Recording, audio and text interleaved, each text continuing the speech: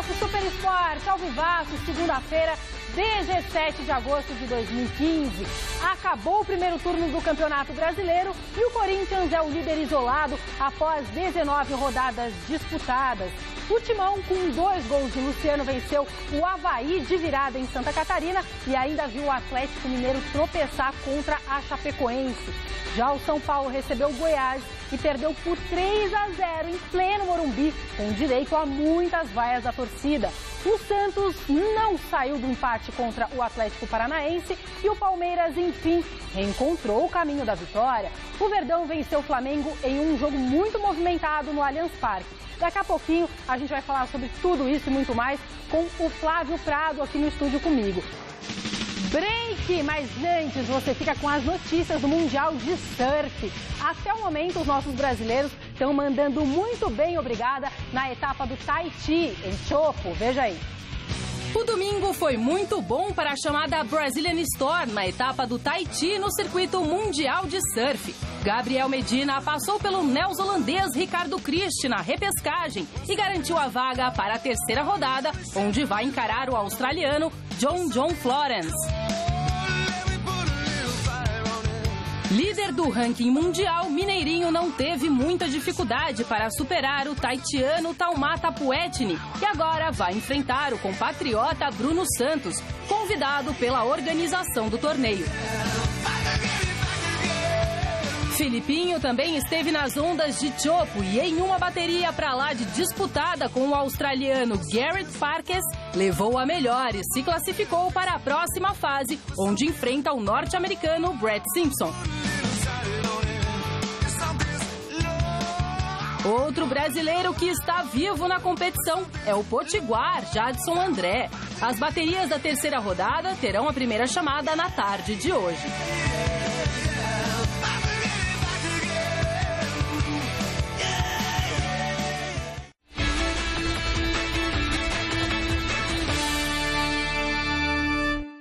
No Campeonato Brasileiro, o Santos segue sem vencer, vovozinha, fora de casa. Na Arena da Baixada, o Peixe visitou o Atlético Paranaense, teve a chance da vitória nos pés do Ricardo Oliveira, mas não saiu do 0-0 não, vamos ver.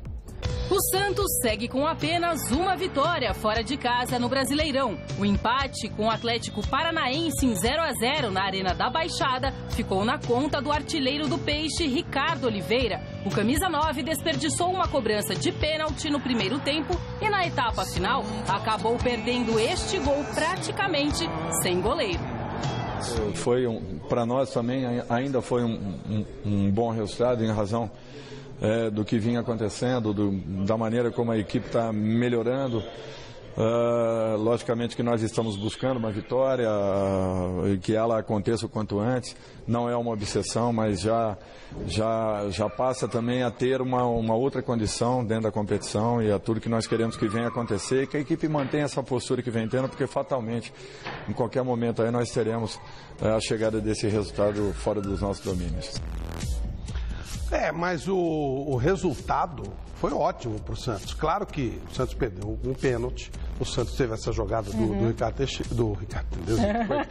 Me perdoe, Ricardo Oliveira. Eu não tinha interesse de te ofender. Por que você estaria com o Ricardo Teixeira na sua cabeça? Talvez por causa desse negócio de tudo que estão falando aí, esse é aquilo, aquele é outro, não sei o que, então você fica com aquilo na cabeça. Mas o Ricardo Oliveira perdeu aquele lance, perdeu o pênalti, mas o 0-0 contra o Atlético Paranaense, que é um time ótimo, e foi um bom resultado.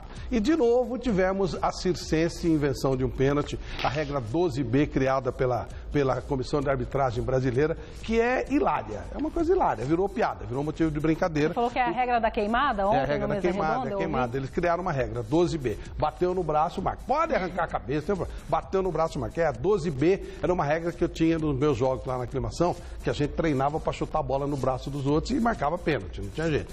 E agora eu acho que o time precisa começar a fazer isso, porque como tem essa coisa circense, isso aí é circo, não dá nem para discutir isso aí, é circo, não, né?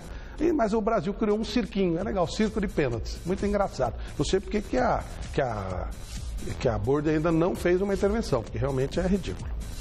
Vamos seguir aqui, querido Flávio. No Morumbi, o São Paulo viveu uma noite de sábado para ser esquecida, né? O tricolor recebeu o Goiás e perdeu por 3-0 com direito a muitas vaias da torcida. A história desse jogo você confere na reportagem do Adriano Dolfi.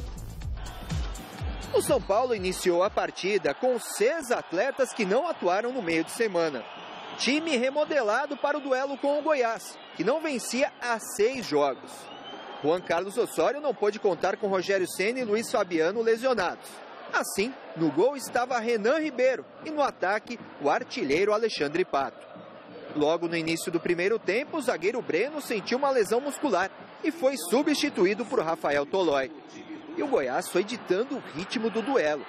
Depois de 2 chances perdidas, a terceira foi fatal. Contra-ataque, passe de Eric para Felipe Menezes, com o desvio do lateral Bruno. Gol contra, 1-0 Goiás. O castigo ficou ainda maior antes do intervalo. Eric recebeu livre e tocou na saída de Renan Ribeiro. 2-0 Goiás, com vaias da torcida e gritos de Lugano. Paulo Henrique Ganso entrou no jogo e o São Paulo bem que tentou melhorar na segunda etapa. Criou até algumas chances como esta de Alexandre Pato.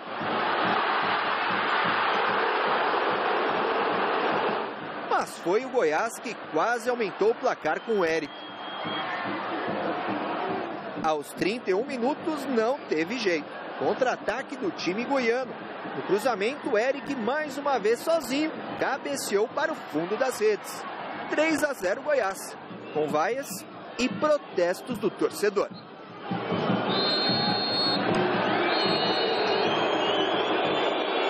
Assumo a responsabilidade, eu hago a escalação e futebol é assim.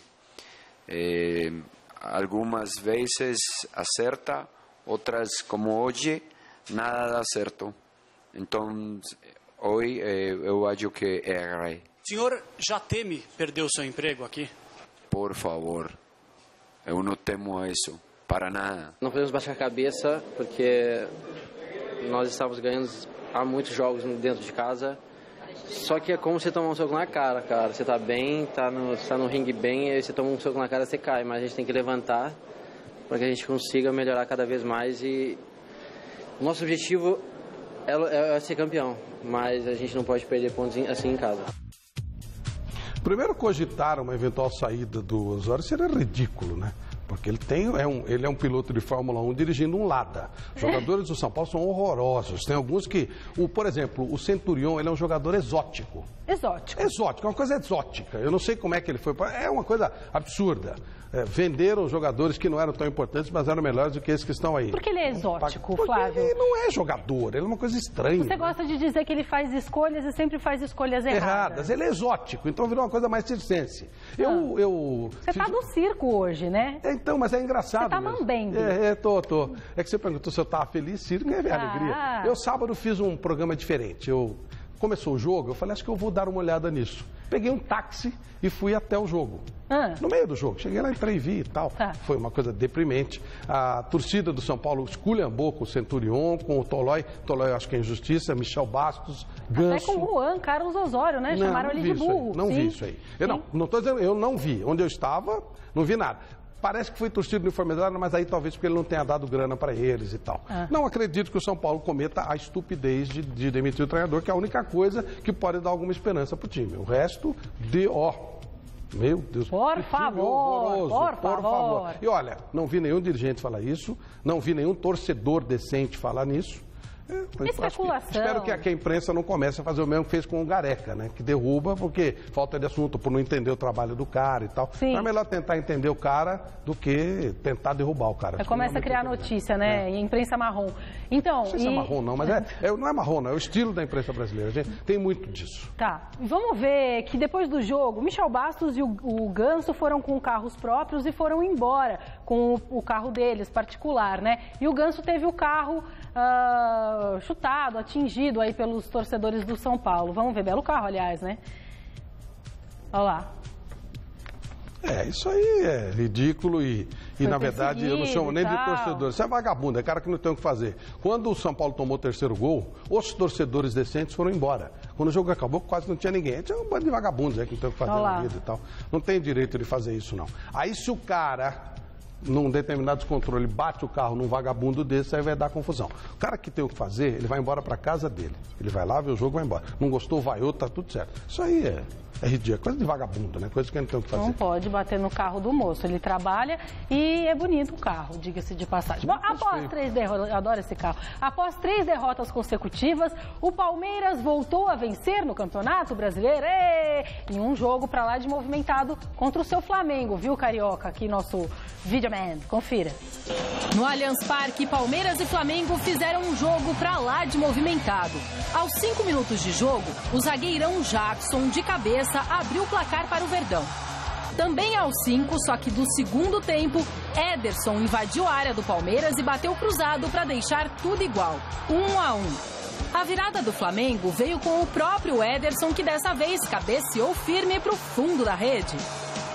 Precisando da vitória, o Palmeiras foi então pra cima. Cleiton Xavier mandou meio sem jeito pro gol, a bola desviou em Samir e enganou o goleiro César. 2-2. O Alviverde voltou a ficar em vantagem no marcador graças a Dudu. O camisa 7 aproveitou a bela troca de passes entre Zé Roberto e Alexandro e chutou forte para fazer o terceiro dos donos da casa. O quarto do Palmeiras saiu dos pés do mesmo Alexandro. O ex-atacante do Flamengo pegou bonito da entrada da área para decretar o resultado no Allianz Parque. Final, Palmeiras 4, Flamengo 2. Ficou valendo hoje a eficiência, o poder de reação, um time que não se abateu e buscou o resultado. E importantíssima vitória para, quem sabe, nos fortalecer e alavancar novamente que a gente busque uma sequência boa de vitórias. Foi um belíssimo jogo, um jogo bem interessante, um jogo onde tivemos alternativas muito legais. O Palmeiras começou bem, parecia que ia arrebentar. O Flamengo dominou todo o primeiro tempo, virou no começo do segundo, o Ederson entrou muito bem. E quando fez o 2-1, tomou o gol, o Flamengo tomou o gol logo na sequência. E isso foi o diferencial do jogo, porque o Flamengo sentiu o jogo, o Palmeiras ganhou uma hora, estava batido, estava derrubado. E aí virou de maneira muito interessante, muita gente, estava na hora do Palmeiras ganhar. O Marcelo Oliveira deixou bem claro que o time ainda não está pronto, mas que vai oscilar, mas tem uma tendência a subir. O Palmeiras reclamou de 2 pênaltis e ontem a gente aqui no Mesa, o Godoy nos explicava, ele e eu também entendemos que nenhum dos dois foi, efetivamente. No primeiro, o zagueiro, o Giroto, ele tira o pé e o Pará se joga. E no segundo, o Guerreiro, ele abdica de finalizar, quando a perna do Praz chega e ele chuta o chão e se atira. Foi a conclusão que eu também não teria marcado. Aqui não tem negócio de dono da verdade, tá vendo? O Godoy está chamando a atenção que o Giroto tira o pé. E nesse lance, o Guerreiro, ele quando sente a perna do Praz, ele chuta o chão. Fica muito claro que ele chuta o chão para cair. E aí, nenhum dos dois aconteceu, nenhum dos dois foi marcado. Então, seriam 2 pênaltis que teriam que ser marcados para o Flamengo, O Flamengo, né? Mas nenhum dos dois se concretizou. E outra coisa, só se marca pênalti também se chutar a bola na mão, senão não tem marcado. Ai, Flavião. Bom, gente, em Santa Catarina, o Corinthians saiu perdendo para o Avaí, mas conseguiu a virada graças a 2 gols do inspirado Luciano. De quebra, o Timão se isolou ainda mais na liderança do Campeonato Brasileiro e garantiu o título simbólico desse primeiro turno. Veja aí. O Corinthians não teve vida fácil diante do Avaí em Florianópolis. Aos 14 minutos do primeiro tempo, André Lima fez 1-0 para os donos da casa. Porém, a estrela de Luciano voltou a brilhar ainda na etapa inicial. Aos 47, ele mandou um belo chute para empatar. E o camisa 18 fez outro golaço com estilo, determinando o placar final. Avaí 1, Corinthians campeão do primeiro turno do Brasileirão 2. O Luciano tem uma grande capacidade de conclusão. Eu brinco do lado de cheirar, o cheiro quer dizer capacidade de conclusão. Ele tem uma capacidade muito grande de conclusão, tanto de cabeça quanto de bola no pé. E aí transforma aquilo que foi o melhor desempenho do segundo tempo em gol. Os primeiros 25 minutos de jogo foi muito intenso, foi de contato, foi de velocidade, foi de jogo menos jogado e jogo mais da dupla marcação, da tripla marcação, que o adversário acelerou estrategicamente o ritmo. No segundo tempo, o ritmo já voltou numa situação melhor, mais natural, normal, exato. Até e as características que tem o Avaí. O Avaí é uma equipe muito intensa. A intensidade que eu colocado, ela trouxe essa situação. O importante é a gente ter, eu falei, uma equipe toda. Hoje o professor Danilo entrou, jogou muito. Foi fundamental. E como é bom tu ter peças de reposição que te deem uma melhor condição, né, para que a gente possa produzir bem. Trabalho de equipe, mas tem ainda espaço para crescer. Uma vitória difícil, mas importantíssima do Corinthians, até porque o Atlético perdeu e ele fecha o turno com 4 pontos de vantagem. Luciano, numa bela fase, aí a CBF convoca para a seleção olímpica fazer um amistoso e o Corinthians vai ficar 3 jogos sem um jogador. Mas detalhe, aqueles que achavam que o Guerreiro saindo acabava o Corinthians, não está fazendo falta, né? Parece que o Luciano está rendendo mais do que o Guerreiro. E o Wagner Love, um beijo me liga para ele, né? Porque não está jogando, perdeu espaço. Isso aí, ó, gente, no Mineirão, Cruzeiro e Internacional não saíram do 0-0. Nos outros 5 jogos, a rede balançou. Vamos ver. O Vasco terminou o primeiro turno do Brasileirão na lanterninha da competição. Diante do Coritiba, no Maracanã, o Cruz Maltino perdeu por 1-0 após esse gol de Evandro, que contou com a falha do zagueiro Jomar. O Figueirense foi até o Rio de Janeiro e fez 1-0 no Fluminense com esse gol de Cleiton, cobrando pênalti. Na etapa final, o tricolor carioca foi às redes 2 vezes. Primeiro com Cícero de cabeça e depois com Fred fazendo o gol decisivo. Final, Figueirense 1, Fluminense 2. Na Ilha do Retiro, o Sport completou a 5ª rodada sem vencer. Diego Souza abriu o placar contra a Ponte Preta no primeiro tempo, mas na etapa final, Borges fez para a Macaca. Final, Sport 1, Ponte Preta também 1. No duelo entre Chapecoense e Atlético Mineiro na Arena Condá, os donos da casa saíram na frente com Kleber Santana cobrando falta. No segundo tempo, Dátulo bateu o escanteio e depois de muita confusão, a bola acabou indo parar no fundo da rede, 1-1. Mas a equipe catarinense não estava para brincadeira. Apodi recebeu o lançamento, cortou a zaga do Galo e fez o gol da vitória. Final, Chapecoense 2, Atlético Mineiro 1. O Joinville foi até a Arena do Grêmio enfrentar o tricolor gaúcho e fez 1-0 com Bruno Aguiar.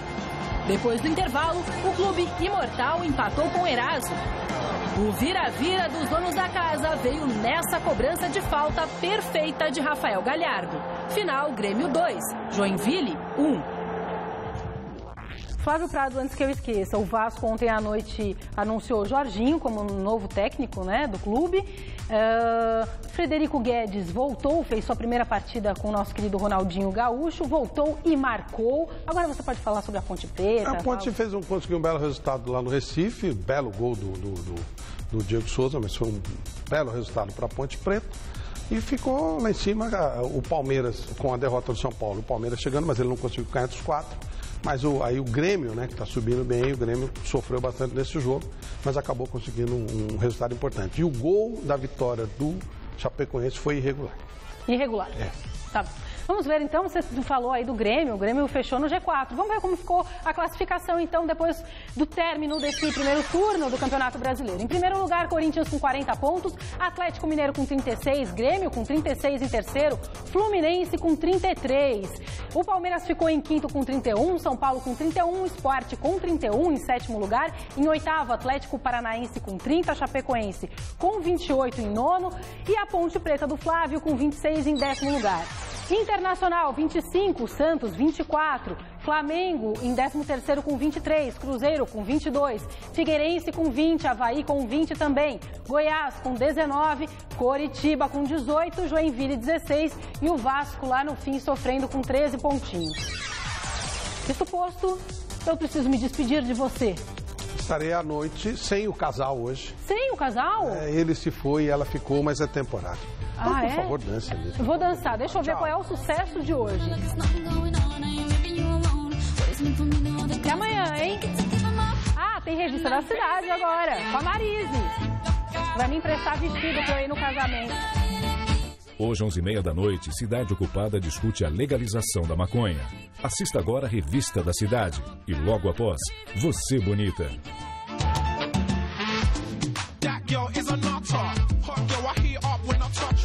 chica caliente, got me bopping to merengue. I feel so